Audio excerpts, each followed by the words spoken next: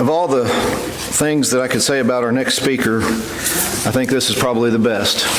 Of all the students that we've had at the West Virginia School of Preaching, this is certainly one of them.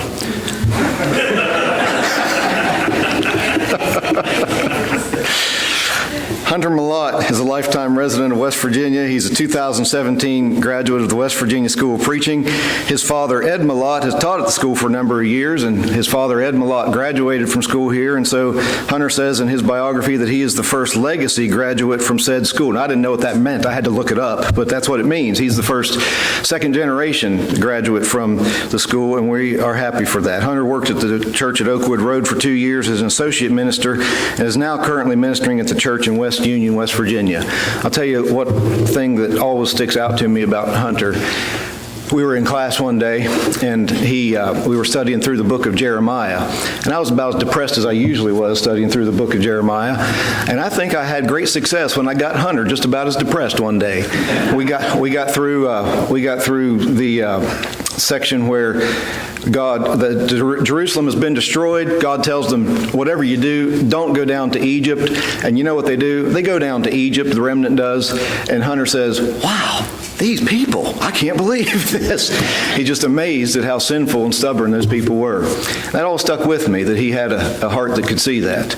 We appreciate Hunter very much, all joking aside, and appreciate his work and his ability to speak, and have great hopes for him and his service to the Lord, and hope for a long life of such. Hunter?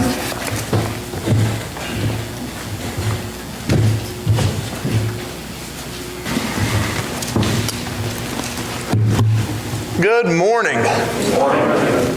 Man, what a privilege, what an honor this is, what a blessing to be able to speak in front of all of you here at the lectures. And it's not just, a privilege or an honor to speak before you because it's the lectures. I mean, that's part of it, right? But anytime you get up to deliver a message, to deliver God's word in front of others, whether it's before 100 people, 1,000, or even if it's just a one-on-one study with somebody. Brethren, it's always a blessing, an honor, and a privilege anytime you're able to do that. And so I'm so thankful to be able to do this. It's like it's such a neat perspective right now. It's really kind of cool. I'm standing here before, Emmanuel and Bruce, and my dad, I see Paolo, and all these people that had taught me at the school, and I hear somebody say, Andy, did you teach me anything at the school? I don't know if you did or not. But it's such a cool perspective now to be able to stand in front of you guys and to be able to deliver a message. I think that's kind of what, Paul talked about, isn't it? In Galatians chapter 6, verse 6, when Paul said, let the one who was taught share all good things with the one who teaches. And so in a sense, that's kind of what I'm doing this morning, I guess. I'm giving back a little bit, sharing back a little bit. And we're going to be in the book of Psalms this morning. We're going to be in Psalm 125. And so if you have your Bibles with you, I would encourage you to turn there with me.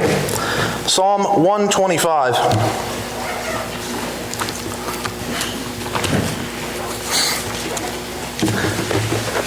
It's important, anytime we go to study a book, anytime we go to study a psalm or something like this, it's usually important to know, the author and the date of composition of the book or of the psalm. And so we have the fortunate situation this morning of knowing neither of those. So we do not know the author of this psalm, and we also don't know the date of its origin. But I do want to say something about this. So many times when we go to the Psalms, we look and, if it doesn't say David, we think, it's probably David. Okay?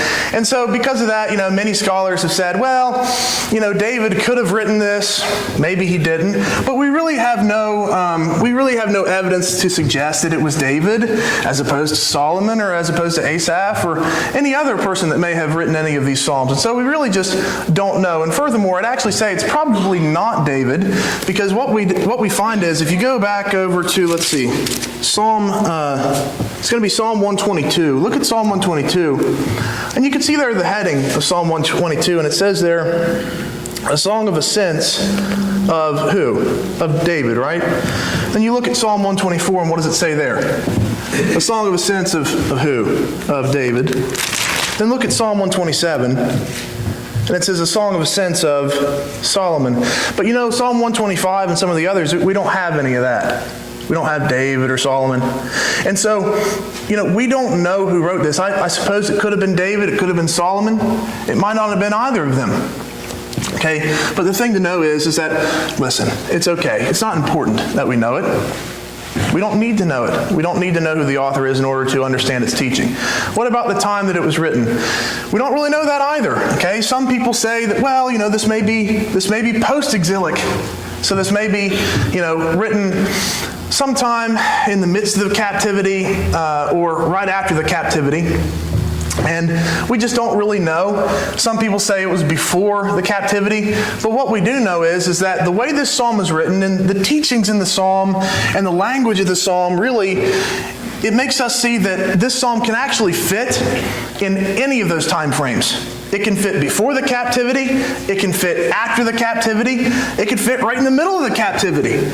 And so we don't really know the author, and we don't really know the exact time that it was written. But with that being said, there's still a lot in this psalm that we can take from, we can understand, and we can learn from this psalm. So I want us to go ahead and look at this psalm here. And notice, first of all, it says a song of ascents. Now, this isn't part of the text, I guess. It doesn't, at least it doesn't say verse 1 beside of it, you know. But it says a song of ascents. What does that mean? A song of ascents. Well, if you go back, Psalm 119 ends, okay, and you see Psalm 120. What does it start with there? A song of ascents, okay? And that's going to be a common theme going all the way to Psalm 134, rather.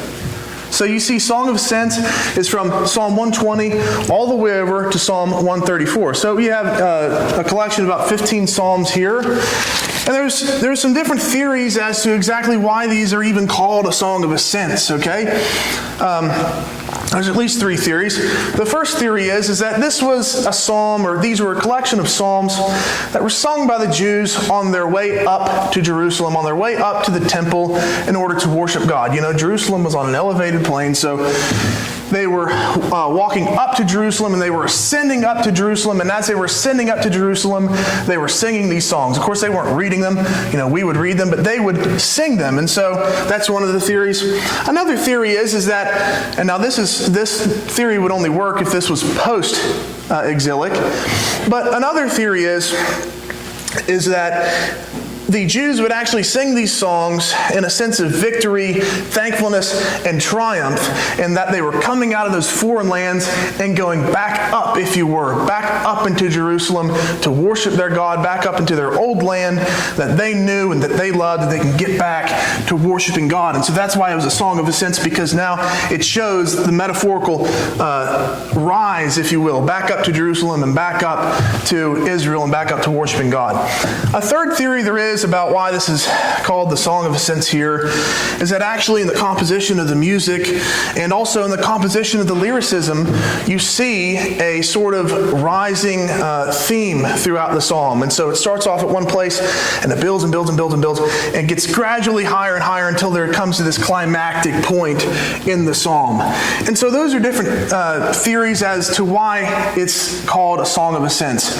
Which one is it? I don't know. We really don't know, but it's just interesting to know those things, brethren, because it makes it come alive to us, because even though we're reading these things so many, years after they were written, the Song of Ascents, it meant something to these Jews, and they knew exactly what it meant, and so it could have been one of those 3 things. It may have been something else, but those are just some theories.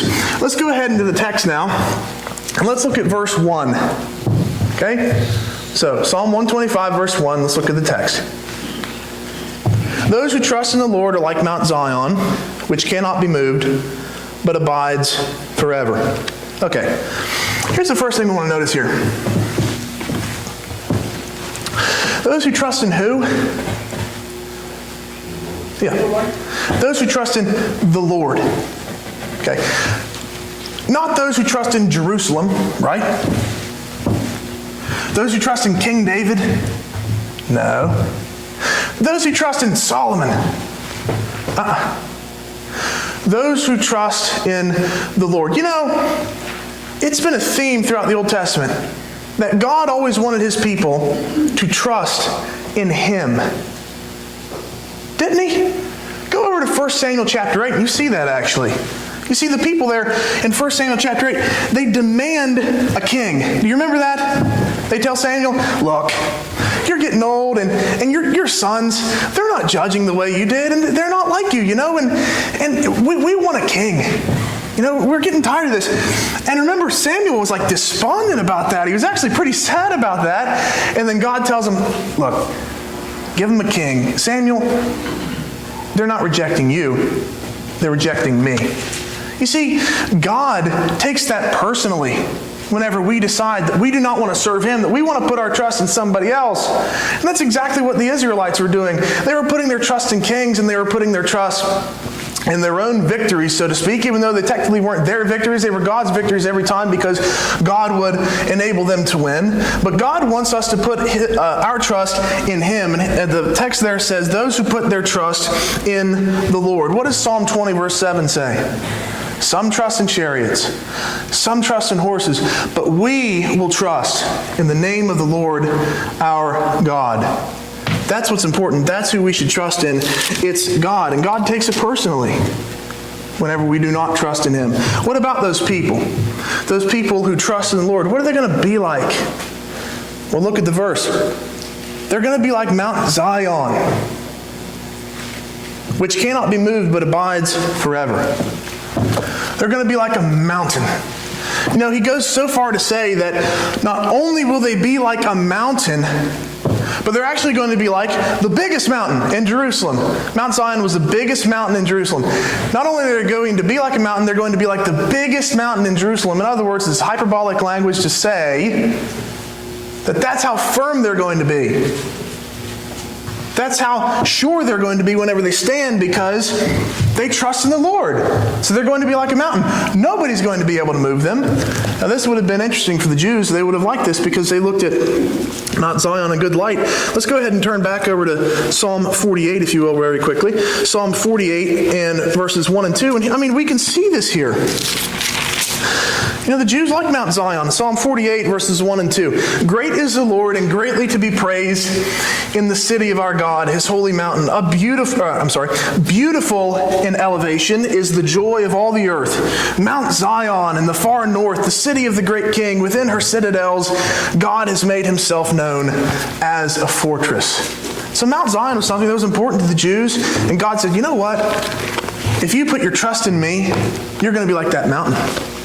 You're going to be like Mount Zion, okay? It can't be moved, but it abides forever. The original language there means that it stands to eternity. It's never going to go away.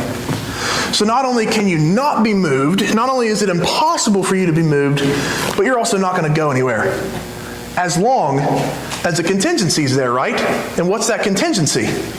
Those who trust in the Lord. As long as that's there, the following is going to be there. You're going to be like a mountain, you can't be moved, and you're going to stand forever. Okay? So let's look at verse 2 now.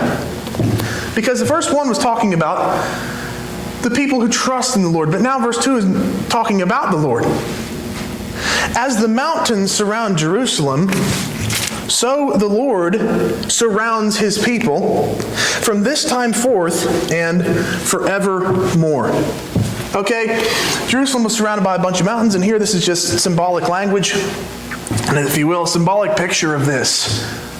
Jerusalem was surrounded by all these mountains, and He said, as the mountains surround Jerusalem, and think of the audience here. This would have been a Jewish audience, and He said, as the mountains surround Jerusalem, you're aware of this, so God's going to surround you. God will surround His people. And He says, from this time forth, right? So right now He will. And then to when? Forevermore. He always will. And so what we see here is that if you trust in the Lord, you're going to be like a what? You're going to be like a mountain. That's going to be able to stand. Nobody can move it. And it's going to stand how long? Forever. Right? And now we read, not only that, not only will you be like a mountain, but guess what? You're also going to have somebody who's going to be surrounding you to protect you. Even though, nobody's going to move you anyway, somebody's going to be able to protect you and surround you constantly. And guess how long He's going to be there? Forever. Just like that mountain that can't be moved and that sits there forever. But then we go to verse 3 and we think, well, hold on now. Is there a contradiction here? this is a little weird. I mean, we see the first two verses. What about verse 3? This is kind of odd, isn't it? Look at verse 3. For the scepter of wickedness shall not rest on the land allotted to the righteous, lest the righteous stretch out their hands to do wrong. Well, what does this mean, What is it? What are you talking about? The scepter of wickedness will not rest on the land allotted to the righteous? Well, if we're taking this at its face value and just reading it, that's just plain wrong, isn't it? Because the scepter of wickedness, in other words, wicked rule, certainly rested on the land of the righteous, didn't it? In a sense. Well, either internally or externally, right? So you have wicked kings from Israel, or you have wicked kings from other nations. So what do we do with this? Well, here's what we do with this. There's an important word here. It's the word rest. Now, I don't know, all the translations. I know New King James says rest, the ESV says rest. I don't know about the ones that you're using. But the word rest, that's the important word here. It's not going to rest. In other words, it's not going to stay. The scepter of wickedness, in other words, the rule of wicked people, is not going to stay on the land allotted to the righteous. It's not going to stick around. It's not going to be there forever. And why is that? Well, the psalmist goes on to say, lest the righteous stretch out their hands to do wrong. In other words, there's a remnant. But what's going to happen is if that wickedness is just in that land forever, then what's going to happen to that remnant? Well, that remnant's going to eventually fall off, going to get killed off, okay? And so the righteous will basically completely be depleted.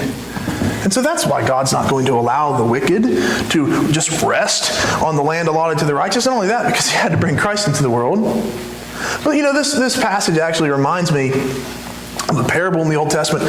Love this parable. I mean, it's one of my favorite parables. Most of the time when we talk about the favorite parables we have, we're talking about the New Testament, right? Because that's where almost all the parables are. But there's a few parables in the Old Testament. One of them is Ezekiel chapter 17. And it's a parable of the two eagles and a vine. And you remember that parable? It talks about this great eagle, and he had great big talons and big wings and great plumage. And he goes to Lebanon and he takes the top of a cedar. He goes back in a foreign land and plants it, remember? And we remember who that eagle was. That eagle was Nebuchadnezzar. And it was, the cedar was Israel, and the twigs was the young king at the time in Israel. And then we see later on, that twig that he planted, he made it to grow like a willow tree. And what that means, is it was been a willow tree, so it was stooping and growing towards something. And it was growing towards that eagle. And so basically that's there to represent that would have been Zedekiah, who was going to be a vassal king for Nebuchadnezzar, that he was going to serve Nebuchadnezzar. And then we see that second great eagle that comes in, remember? And that eagle is Pharaoh Hophra of Egypt. And that's when Zedekiah made that alliance with that Pharaoh. And what happened with that alliance, by the way? Andy said it earlier in the intro, but they were never supposed to have dealings with the Egyptians again. They weren't supposed to go back to that land. They weren't supposed to make any alliances with them. And what does Zedekiah do? He makes an alliance with Egypt, and God ends up telling him, what's going to happen? You think they're going to help you out when Babylon comes to destroy you? They're not going to help you at all. And they didn't, by the way. But and this is the whole reason I'm bringing this up, by the way. What ends up happening? You see Nebuchadnezzar, and you see Pharaoh Hophra, and oh my goodness, look, the land of Israel is getting destroyed again. But what about, how does the parable end? God says, what? I will take I myself will take a sprig from the top of a cedar and plant it, and it shall become a tree, right? And in it shall be able to be nested all sorts of birds of all different types. And what he's talking about is Jesus and the church. And so God always gives a little bit of hope. The psalmist says here, what? You're not going to let the wicked scepter rest on the land. They're not going to be able to stay there forever. You're not just going to let them rule completely. God in the Old Testament, even though he punishes Israel, even though he tells them what he's going to do, he always gives them some hope at the end if they would just turn back from their wickedness and repent, ask for forgiveness, and they would receive God's grace and they would receive God's mercy. That's all. That's what the psalmist here is trying to tell us. The scepter of the wickedness is not going to rest on the land allotted to the righteous, because God cares about his people, and God doesn't want his people just to be completely destroyed and want his people just to completely abandon him. He wants there to be righteous people that serve him. Look at verse 4. Do good, O Lord, to those who are good, and to those who are upright in their hearts. That's that verse. Do good, O Lord, to those who are good. What an amazing concept that is. Do good to those who are good. Who's good? Let me ask that question. Is it somebody who's perfect? Well, okay. In the strictest sense, yes, I guess, because Jesus was good, right? And he was perfect, okay? But I'm not talking about Jesus right now. I'm talking about us. I'm talking about human beings. Jesus was the only person to come to this earth to keep the law perfectly and never sin. But I'm talking about us. Who's good? Is it somebody who's perfect? Is it somebody who never does wrong? Is that what he's talking about here? Do good, O Lord, to those who are good. Do good to those who check off all the boxes. Do good to those who work great works of righteousness only for themselves. Do good to those who are just worried about appearance. Is that what he's talking about here? Is that the good people here? Now, let me show you what a good person is. Go back to Psalm 119 in verse 67. Man, I love these set of verses here. Psalm 119, starting verse 67. This is what a good person is. Here David writes, "Before I was afflicted, I went astray, but now I keep your word." Go to verse 71. "It is good for me that I was afflicted, that I might learn your statutes." Man, I want you to think about something. That's a good heart right there. That's a good person. He said, "Before I was afflicted, I went astray. Now I keep your word, though." And you know what? It was good that I was afflicted. It's actually good that I was persecuted. It's good that I faced some hardship. And why is that? Why is that good to feel pain? Why is it good that you were afflicted? Because now I keep your word. That's a good person. That's a good heart. Isn't that what it says in Psalm 125? Look at the rest of the verse. Do good, O Lord, to those who are good, and to those who are upright in their hearts. What was David called? By the way, probably most of you guys are thinking a man after God's own heart, right? Probably. I can't read your minds, but I'm just guessing, all right? I bet none of you are thinking, well, he was probably called a murderer. He's probably called an adulterer. He might have been called a liar. Okay? You think he was called all those things at one point in his life? Well, yeah, because he did all those things, right? He slept with another man's wife and then he killed that man. But you know what God calls him? A man after my own heart. And you know why? It's because you have sin in life. You have things that you do wrong in life. But it's all about your attitudes, and it's all about repentance, and it's all about, seeking mercy and having that good heart that God knows. That's the type of person David was, and that's the type of person that God is going to protect. Look at verse 5. "But those who turn aside to their crooked ways, the Lord will lead away with evildoers. Peace be upon Israel." Okay, we have, in the language here, those who turn aside to what? To their crooked ways. You see that language there? They turn aside to their own crooked ways. What this kind of gives us is, we can infer from this, I'd say, that this was always in their hearts to do anyway. It's their crooked ways. And what's going to end up happening is, what does it say that God will do? Well, with those people, the Lord will lead away with who? See? You hear the language? He's going to lead those people away with somebody else, the evildoers. And so, who were these people? These people were just imposters. These people were just, saving face, masquerading themselves as righteous people. I hope I don't get too much into other people's Psalms whenever I get back into these Psalms, but let's go to Psalm chapter 78. I just did it right there. I didn't want to do that, but I said Psalm chapter. I didn't mean to say that, but Psalm 78. I never thought about saying that, by the way, or accidentally saying that until, as Andrew brought up in his lecture yesterday, everything's dissected at the School of Preaching, and I think it was DJ Kessinger that really used to get on us about that, about saying Psalm chapter. He's like, it's not chapters, it's just a psalm. But anyway, Psalm 78, let's look at verses 34 through 37. And this is just to show here this kind of mindset, and it's comical to me. It's not really comical. I mean, it's sad, but this is just to show that mindset of people, of God's people, never, saying that they love God, saying that they care about God, but you know what? They really don't, at least in this text. So look at verse 34. You know what? Let's go back to verse 32. In spite of all this, okay, it's talking about the works of God and all that. In spite of all this, they still sinned. Who's they? It's the Israelites. They still sinned. Despite his wonders, they did not believe. So he made their days vanish like a breath and their years in terror. Okay, now listen, watch what happens. When he killed them, they sought him.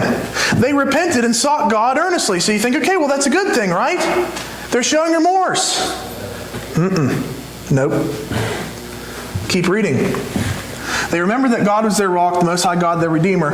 But, verse 36, but they flattered him with their mouths. They lied to him with their tongues. Their heart was not steadfast toward him. They were not faithful to his covenant. What does that sound like?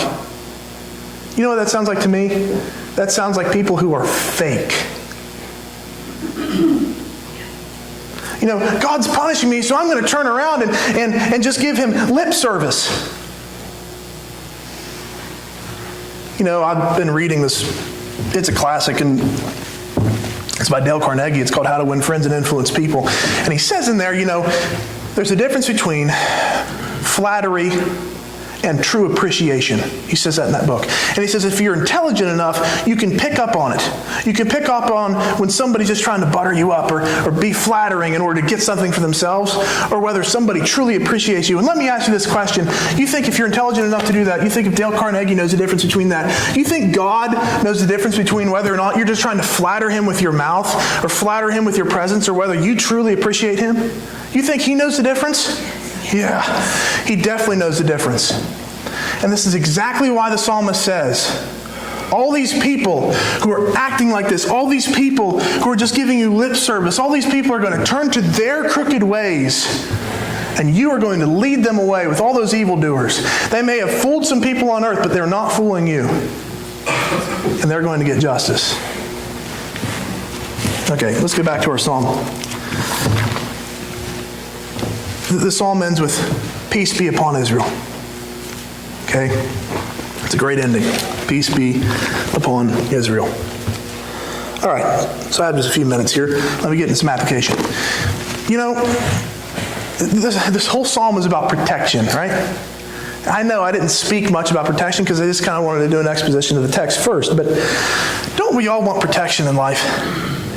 I mean, is that so much to say? Let me submit something to you here. I want you to consider this with me. We want protection, even if it's psychologically, and here's what I mean.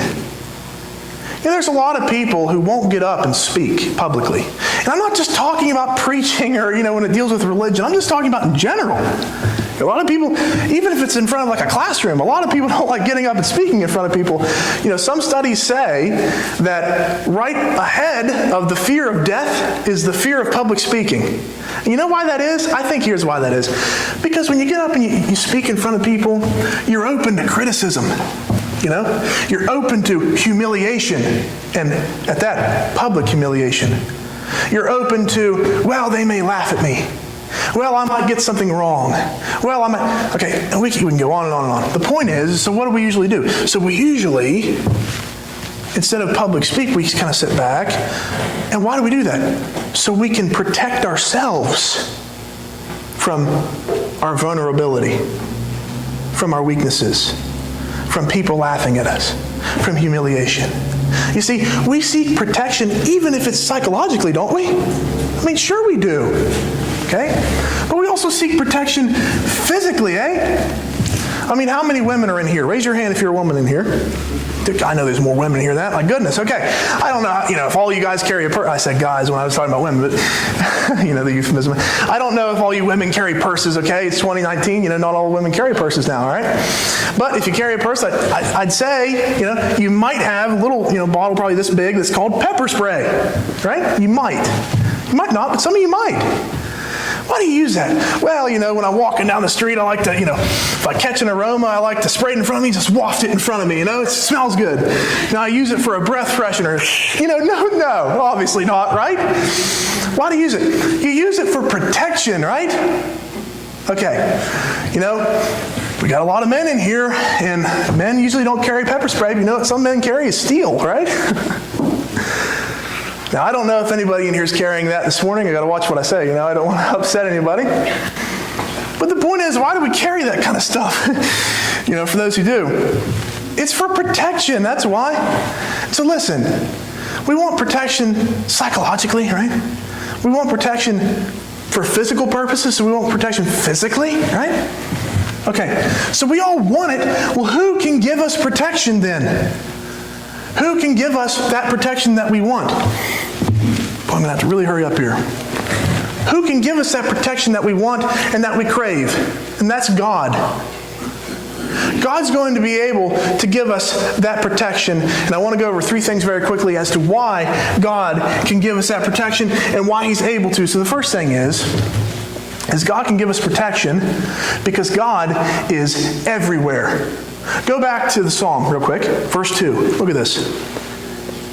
As the mountains surround Jerusalem, so the Lord surrounds His people. You know why God can give us protection? Because God is everywhere. Don't we talk about that? That God is omnipresent.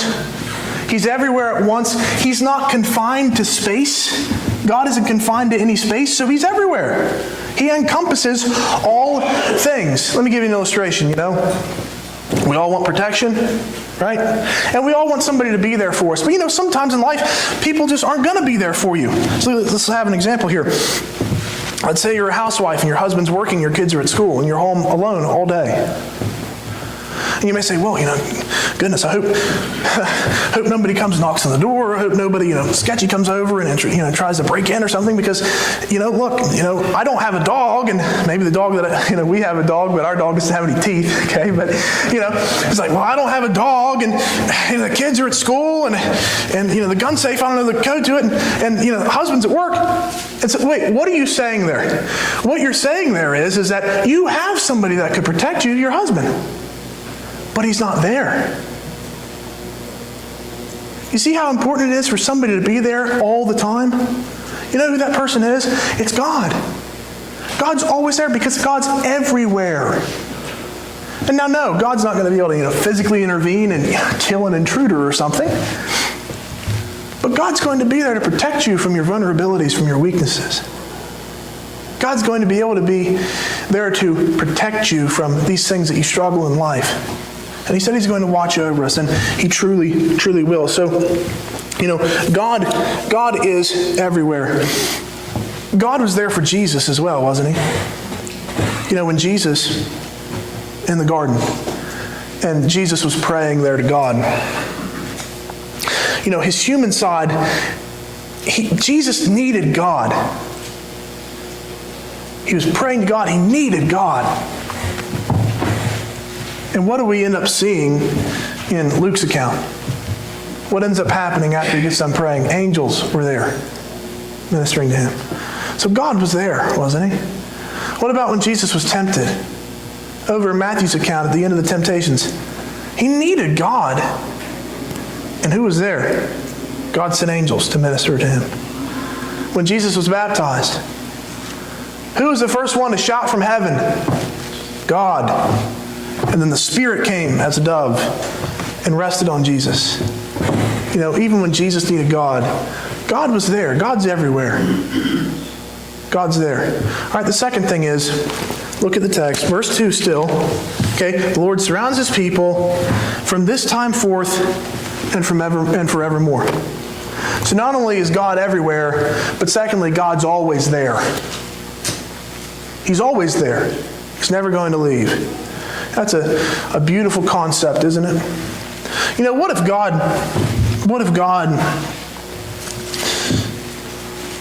needed to take a rain check? What if you prayed to God and you pray, I'm going through a really tough time in life.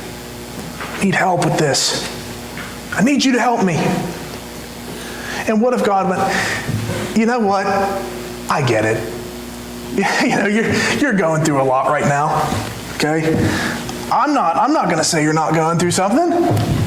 But look, I got so much on my plate. I mean, I literally just had 1 million people pray to me right there. I'm sorry. I know you need somebody. That's not me. Could you imagine how depressing that would be? When nobody else is there for you in life, you think, well, at least I have God. And what if even God isn't there for you? But you know what, brethren? That's not how God is it? God's always there. You go to Hebrews chapter 4 and verse 16, it says that we can go to the throne of grace with what? With confidence.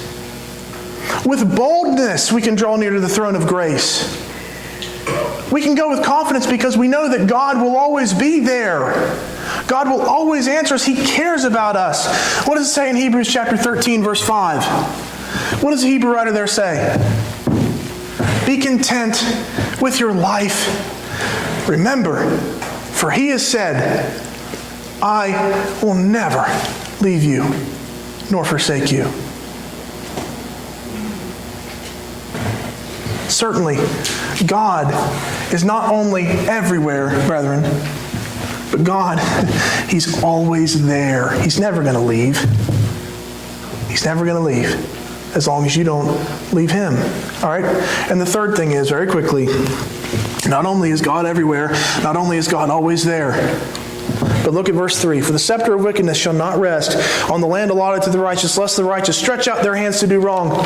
Thirdly, God's always fair, isn't He? You think about that. God is just. God is always fair. God knows how to be fair with you and I. God knows who the wicked are, and He knows who the righteous are, and He can discern between the two. That's because of His wisdom. Isn't that one thing that Solomon asked for? Asked for wisdom to discern, and God gave it to him? That's one of the things that God has, the wisdom to discern. He knows who's righteous, and He knows who's wicked. And He can discern between those two things. This is a pretty important thing, brethren, because you go over to it'd be Micah chapter 2 and also in chapter 3, but in Micah chapter 2, it talks about, if there was a preacher for this land coming in and preaching of strong drink and wine, he'd be a preacher for this people. And you go over to Micah chapter 3, and it says that the priests were teaching for a price, and the judges were judging for a bribe, and the prophets were divining for money, and there's no justice. It's just all crookedness in the leadership of Israel. You go to Ezekiel chapter 35, you see the exact same thing with the leaders and the shepherds of Israel not feeding the flock, but feeding themselves on the shepherds. They're on the sheep, right? They're feeding themselves with the sheep. And there's no justice there. It's all crookedness. There's no fairness there in that. There's no fairness in preaching for a price. There's no fairness in judging for a bribe. There's no fairness in that. But there's fairness in God, and God's going to be a judge, and God's going to be a righteous judge, and He's going to know if you're righteous, and truly know if you're righteous. Anyone can put on a face.